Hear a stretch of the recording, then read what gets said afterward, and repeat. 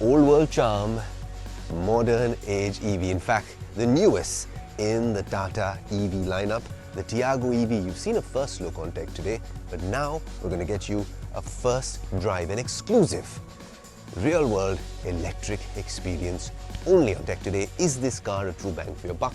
It's one of India's most affordable EVs, and it's almost Christmas here in Goa. Very special time to be here. Good weather, Sunday morning. Let's get into the Tiago EV.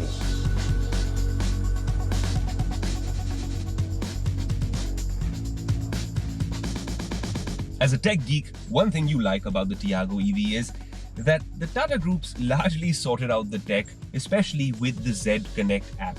Now we've got this app, which is obviously synced with this particular EV. And the first thing I'm going to do, of course, there's all sorts of features. I'll give you a little bit of a walkthrough. The first one, you can control the air conditioning remotely. That's nice on a hot summer day. You can control the lighting as well over here. And it's almost instinctive. There you go. Your trip history shows up. You know exactly what you can run a diagnostic test on the car as we speak. It is running a diagnostic test. You have emergency contacts, a monthly health report, what that charge limit is like, and you can also schedule an alert to protect your car. The button I was talking about, cutting a long story short, is this little button out here, which is your trip button when you want to use the GPS. And if you want to use the geofence, you can have a leaving set area and entering set area. You can actually put a radius of 100 kilometers. Maybe if someone else, one of the kids in the family are driving the car, you can set a geofence. And I think that is amazing in such an affordable EV. And let's say this, I don't know how you say this out here in Goa, but what I'm trying to say is, let the games begin.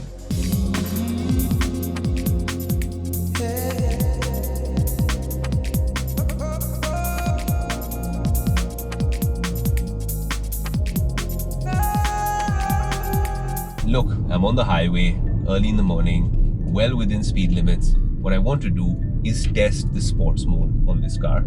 So here you go.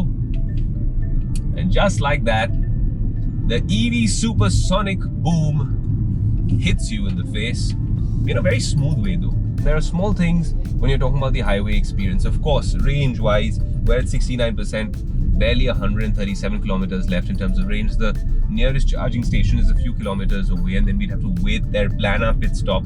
If you want a fast charge, like I said, under an hour. Actually, for this, even in 15 to 20 minutes, we'd get enough of a top-up to get maybe 50 to 100 kilometers more, depending on how long we charge the car. But a couple of other things about the drive experience. The app is okay. This particular infotainment system works fine, decent sound, pairs seamlessly. But one thing about the experience which I found strange on this variant is that there's no armrest. And on the highway, in an EV like this, when you can turn around seamlessly, you do need that sort of armrest to get yourself going. Now, of course, the Tata Tiago EV comes with an EV front grille, like we showed you the DRLs. We've shown you all of this before, the body colored handles, and even these inner chrome handles. These small things make even an inexpensive car like this feel a little premium. But something that makes your life easy is this flat bottom steering wheel. Not only does it make turning quite an effortless experience, but it also gives it a much more sportier sort of a look. Another thing, when you're on the highway, there are these two buttons here which are quite interesting to have in an EV at this price point. This one puts the regen off, the regenerative braking, which we're going to test on the highway. But if you press the second button over here, you'll see regen level 1, regen level 2, level 3. That's not going to be a very nice braking experience. Let's keep it at 1. And this, what it essentially does in all EVs and even a lot of hybrid vehicles, is when you press the brake, it essentially adds some energy, some power to the battery. So it depends on how you're driving, how you're braking, and that sort of energy is then converted into electrical energy, and then hopefully the range goes up. Let's show you a little bit of the tech in this car. Now, the app you've already seen, and I'll tell you more about it, but if you look at this infotainment system, boy oh boy, there's enough happening over here. Also, very quickly, the digital instrument cluster over here does a fairly decent job. It's got all the things you need for driving support. But yes, it would be nicer if they made it a bit more sporty. As soon as the car starts, you get this nice little animation. The car also apparently comes with smartwatch connectivity. I didn't try to do that on my Apple Watch, but that's something we will try as well. You have a 17.78 centimeters touchscreen infotainment system. It does the job fairly well, very elementary. It's not something really out of the box.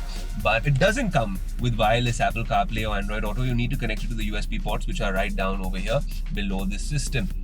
You know, one thing that you can't help but do when you're on an EV is keep looking at the cluster to see what the range is like. We've stopped here in Old Goa for a little bit of pit stop to talk about charging. 75%, 169 kilometers range, and 37 kilometers is all we've done. So if you can do maybe another 150, really zip it in this car, you'd be happy. But let's talk a little bit about charging and range anxiety. Look, Tata's done a fair bit to address that. It's an early stage, early generation of the Tiago EV, but this comes with a 24 kilowatt hour battery pack. Now, that battery pack comes with IP67 dust and water resistance, which they say can help it really manage and withstand extreme weather conditions. But if you're talking about charging, there's two ways to really charge this at home and two ways to charge this on the road. When you're talking about home charging, there's a 7.2 kilowatt AC home wall box charger, an AC home wall box charger, then a DC fast charger if you're on the road, and then of course a 15 amp portable charger. Look, we've had a bunch of EVs on the show, and people talk about a bunch of issues when you're talking about electric vehicles. Number one being range anxiety, battery packs, charging infrastructure in India, and also around the world for that matter. But this particular EV actually solves the biggest pain point, which is making EVs affordable and hence ubiquitous. Mass scale adoption will only happen when EVs become affordable. This one, top of the line variant, we keep saying India's most affordable EV, 12.5 lakhs, right? It starts at an ex-showroom price for the base model at around 8.5 lakhs. Somewhere around 10 lakhs if you can get into the whole EV ecosystem, experience it, maybe as a second car, maybe as your city car. We have driven nearly 70 kilometers plus in this EV. Half the battery has drained out, and we have raced around in this EV all over turns, uphill, in sweltering heat. And it's managed to do quite a decent amount. It's got a good 100-110 kilometers left in sport mode. The EV revolution is here, and the flag bearer of affordable EV tech is most certainly the Tata Tiago EV.